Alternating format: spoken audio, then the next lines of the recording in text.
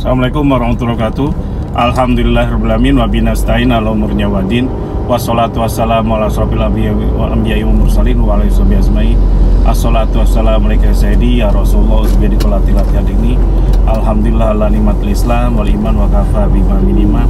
Alhamdulillah ala kulli hal. Alhamdulillah binimati tatimus sholihat. Saya banyak sekali komen di IG saya, di YouTube saya, komen YouTube Ridwan Bali ya, channel Ridwan Bali. Itu mengatakan Cap, saya ini hanya sopir Cap gitu loh. Saya bingung menyelesaikan hutang, terus penghasilan saya hanya 30-50 ribu sebagai sopir angkutan. Ada juga seorang ibu yang ngomong bahwa dia hanya jualan jus buah doang gitu loh. Yang penghasilnya nggak seberapa, kadang-kadang rugi dia. Terus banyak hal seperti itu, seolah-olah hidup ini kesengsaraan gitu. Jadi kalau Anda berpikir bahwa hidup ini kesengsaraan, Anda akan sengsara gitu. Jadi mental kaya itu penting gitu. Mental syukur. Kalau Anda nanya saya, Cap, sudah sukses, sudah kaya, alhamdulillah gitu. Karena apa? Bagi saya kaya itu bukan berarti harta berlebih atau apapun gitu. Menurut persepsi biasanya kan kaya itu orang yang suka ngasih, harta berlebih, berhambur-hamburan segala macam-macam, tidak kekurangan. Padahal kadang-kadang sob ya, ini saya ketika susah ya, saya menikmati dalam kesulitan. Kenikmatan itu adanya ketika kita kekurangan sebenarnya. Kalau Anda bermental kaya, tapi kalau Anda belum bisa merasakan sampai sana, saya udah ngerasakan gitu. Jadi mental kaya ini perlu ditanam terus di diri Anda, dan saya ngerasakan ketika saya susah tergantung pada Allah, kurang sana kurang sini, ya itu disitulah kelebihannya saya gitu. Jadi saya minta pada Allah, dan insya Allah pasti ada jalan keluar di setiap masalah. Jadi masalah itu bukan hanya satu, banyak, beruntun malah kadang-kadang. Cuman saya nggak peduli masalah itu mau 1000 masalah, nggak peduli, karena saya berdoa, ya Allah, ketika aku diberikan 1000 masalah, berikanlah aku 1001 jalan. Dengan satu jalan tersebut berarti aku udah beruntung bro ini. Makanya saya di awal saya ngomong tadi, saya bersyukur alhamdulillah nikmatul Islam wal iman wa kafa bima minima. Kaya itu bagi saya ketika saya bisa iman dan Islam ini. Dapatin keimanan tanpa saya harus mencari kayak sahabat-sahabat saya yang lain. Jadi banyak kayak Deddy Kobuser harus nyari dulu dengan pemikirannya baru dapat keislamannya. Saya tidak perlu. Saya Islam keturunan, saya keturunan. Jadi dan setelah saya yakini alhamdulillah gitu. Itulah ketika saya nanti ke depan meninggal pun dalam keadaan iman Islam, saya sudah bersyukur, udah kaya gitu. Jadi kekayaan itu ini kan saya minimalkan seminim mungkin supaya saya bisa bersyukur yang lebih banyak gitu. Terus ditambah dengan alhamdulillah ala kulli hal. Saya bersyukur atas segala sesuatu yang terjadi pada diri saya gitu. Dan saya juga bersyukur pada apa yang Allah telah berikan pada saya. Alhamdulillah binimati tatimus sholihat. Jadi seperti itulah sob ya. Terus jadi kalau Anda meskipun penghasilan segitu, tidak sedikit orang yang tadinya kesulitan segala macam-macam, tadinya berbisnis kecil-kecilan, itu bisa sukses gitu. Di Bali ada tukang bubur dulu 20 tahun lalu saya masih ketemu dia masih jualan di Renon itu dengan mobil jelek gitu, biasa gitu. Sekarang dia udah bisa ngajikan orang dan yang lainnya hanya dari bubur tok gitu. Kalau Anda lihat di depannya Renon itu ada bubur Paklik namanya. Itu kebetulan dia itu bersahabat dengan mertua saya, dia juniornya gitu. Mertua saya udah kaya raya, udah cukup kaya, dia masih pas-pasan gitu, biasa gitu. Dan ketika saya datang 20 tahun lalu, 25 tahun lalu, itu dia masih jualan pakai mobil ini, dan kadang-kadang suka dikejar-kejar timbum gitu. Gak lama kemudian dia bisa ngontrak di depannya, dan alhamdulillah dari bubur itu dia bisa luar biasa gitu. Jadi kesulitan itu jangan menjadikan Anda itu bermental miskin, maunya hanya diberi, terus dikasihani. Kalau Anda mental dikasihani susah sob. Tidak mungkin Anda nyampe derajat bisa kaya sob, bisa berkecukupan gitu. Terus yang kedua ya, ini kita belajar ya dari desainer dan penulis terkenal di dunia namanya Chrisda Rodriguez ya. Chrisda Rodriguez ini sob, itu dia sebelum meninggal dia buatin karena kanker dia meninggalnya, dia buatin sebuah tulisan di mana tulisan itu nyentuh banget gitu. Jadi pembelajarannya apa? Dia bilang katanya, saya ini di rumah saya itu banyak perhiasan gitu, banyak barang seni segala macam, barang-barang mewah, furniture mewah. Rumah saya kayak istana gitu. Tapi yang saya dapatkan sekarang ini hanya seranjang itu aja gitu. Yang kita nikmati ranjang hanya ukuran double bed gitu. Saya ini punya perhiasan sangat banyak, ribuan gitu. Dan itu mahal-mahal gitu. Tapi apa yang saya bisa nikmati? Nggak ada yang bisa dinikmati. Yang saya ada adalah rambut saya udah rontok gitu, segala macam-macam. Dulu dia desainer kan, tata rambutnya luar biasa, pakai perhiasan yang mahal-mahal. Sekarang ini rambut saya aja udah rontok gitu, karena kanker sob. Karena ini. Terus saya ini punya uang yang banyak sekali gitu, jutaan gitu, dolar di bank saya. Tapi apa yang saya bisa nikmati nggak ada sob. Hanya makan dan minum pun hanya obat-obatan segala macam-macam. Saya ini bisa makan apapun yang saya bisa lakukan. Saya punya ini, makanan saya sangat mewah sekali gitu. Tapi yang bisa saya nikmati hanya pil-pil seperti itu aja, hanya sedikit tetes cairan gitu. Jadi makanannya dibatasi gitu. Saya ini punya jet dan yang bisa mengantar saya kemana-mana gitu. Tapi ternyata apa? Yang saya punya sekarang ini, yang saya bisa dapatkan adalah apa coba? Hanya pindah dari satu rumah sakit laboratorium ke rumah sakit berikutnya gitu. Saya ini punya karyawan banyak yang bisa membantu saya kapanpun gitu. Tapi yang nyatanya apa? Yang saya perlukan hanya 2 orang untuk mengangkat tubuh saya gitu. Jadi intinya apa? Dan terakhir dia meninggal sob. Jadi sebelum meninggal dia ngomong seperti itu.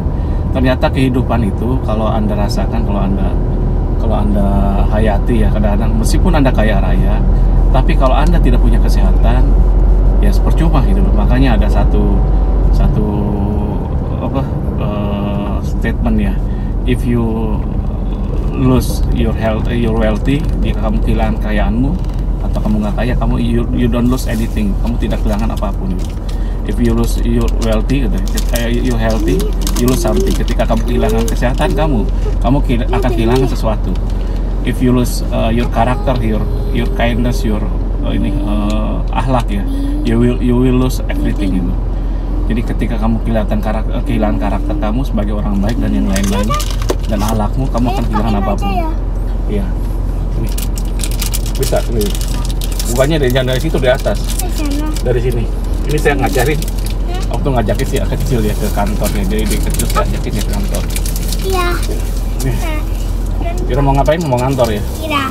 Saya seperti orang Cina sob. Saya belajar dari orang China melibatkan anak dari mulai usia dini. Lihatin kantornya ayahnya, main-main dengan karyawan, dengan manajer ayahnya kan dia lama-lama berpikir juga lain gitu. Oke. Jadi belajar dari Krista Rodriguez itu, kekayaan itu tidak ada artinya ketika kita kehilangan kesehatan gitu. Dan terakhir kemarin saya ketemu sahabat saya usia masih 60-an 62 gitu. Meninggal karena kanker juga gitu. Padahal kekayaannya triliunan. Ternyata apa dia? Dia nyeselnya apa? Ketika dia mau memberikan sesuatu untuk apa? Untuk ininya, untuk karyawannya yang udah bekerja untuk dia gitu, dengan 2-3 miliar itu nggak dikasih karena dia sudah tidak punya kewenangan lagi di perusahaan karena kontrolnya udah hilang gitu. Jadi dia hanya ditempatkan di rumah sakit yang mewah, ditemani suster. Ya udah, istri anak kekayaan yang dia miliki ternyata apa? Hanya dinikmati oleh anak-anaknya dan istrinya gitu. Jadi sosialita, anaknya jadi luar biasa gitu.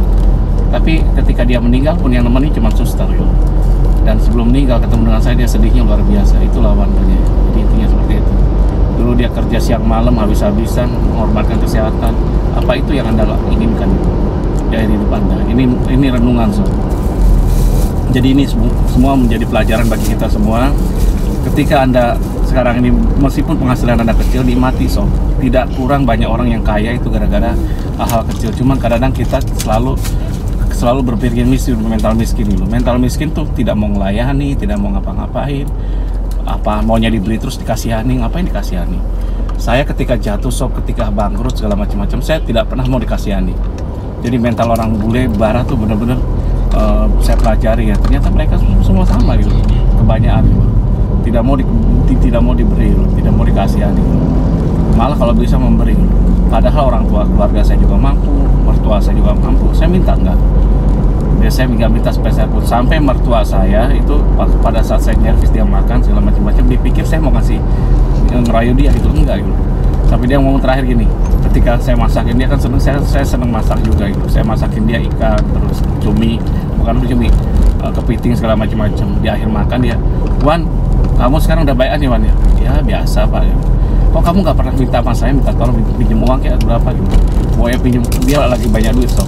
Pokoknya pinjam 200-300 juta kayak atau gimana gitu. Atau kamu nggak pernah minta sama saya? Saya nggak pernah minta sob. Dan saya larang istri juga untuk minta gitu. Jangan kan ke dia, ke keluarga saya juga nggak mau gitu. Kalau bisa memberi gitu. Akhirnya apa coba terjadi? Saya bilang, jadi kalau kamu mau boleh pinjam nggak apa-apa, balikin kapan-kapan aja 200-300 juta gitu. Saya minta pinjam enggak. Kenapa buat saya? Dulu saya masih main riba karena 300 juta itu bagi saya waktu itu ya, segala macam-macam. Itu hanya sebulan aja habis karena apa? Bayar kewajiban bank dan yang lainnya udah habis, kurang. Jadi saya seperti itu. Tapi sekarang saya udah tobat riba, saya hentikan semua. Dan saya pun melakukan hal yang sama di kantor saya. Jadi di Bogor saya buatin perusahaan untuk adik ipar dan adik-adik saya semua supaya dia hidup. Jadi bukan saya diberi, tapi saya harus memberi, sob. Dan keuntungannya dari perusahaan itu adalah setidaknya untuk bisa bayarin orang tua saya listrik, air dan yang lainnya. Terus dia kalau butuh apapun, mobil segala macam, kemana-mana ada yang nganterin. Terus di rumah ada yang nemenin. Cuman itu pembayarannya. Ngambil keuntungan ke saya enggak. Padahal saya investasi cukup ratusan juta di sana untuk buatin pabrikasi stainless gitu, kitchen stainless di sana. Jadi saya niatnya seperti itu, tapi ya udah seperti itu jadinya. Jadi kalau bisa soft mental kaya itu penting ditanamkan, jangan hanya mau diminta aja gitu. Dan ketika Anda udah tahu teknik, sekarang banyak orang yang punya ilmu segala macam, berbagilah dengan kayak seperti di SKDA itu. SKDA itu adminnya tidak dibayar, sob. Jadi adminnya adalah siapa? Anda semua gitu. Jadi Anda sharing bagi orang-orang yang stres. Jadi kalau Anda tidak bisa berbagi dengan kekayaan Anda tidak mungkin tidak bisa berbagi, pasti bisa berbagi. Anda bisa berbagi dengan ilmu Anda bisa berbagi dengan pengalaman Anda bisa berbagi dengan apapun, dengan cara apapun. Kalau ada harta ya silakan wakaf segala macam kasih orang-orang. Demikian dari saya. Kalau salah banyak salahnya, saya gudang salah. Kalau kurang banyak kurangnya, saya gudang kekurangan. Wabillahi taufiq wal hidayah. Wassalamualaikum warahmatullahi wabarakatuh.